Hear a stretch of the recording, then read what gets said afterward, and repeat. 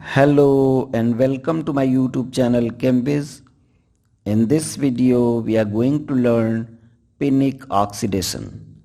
In this oxidation an aldehyde reacts with sodium chlorite and sodium dihydrogen phosphate in tertiary butanol and water and 2-methyl-2-butene as hypochlorous acid scavenger to produce carboxylic acid.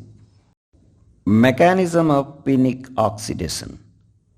Sodium chlorite and sodium dihydrogen phosphate undergo acid-base reaction like this to produce chlorous acid and disodium hydrogen phosphate.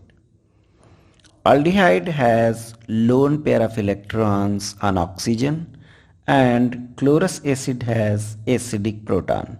So aldehyde gets protonated like this to produce protonated aldehyde and chloride ion. Chloride ion then adds to the activated aldehyde to produce this adduct which eliminates hypochlorous acid to produce carboxylic acid. The hypochlorous acid thus generated undergoes addition reaction with 2-methyl-2-butene to produce 3-chloro-2-methyl-butane-2-ol. Now let's go through examples of Pinnick oxidation.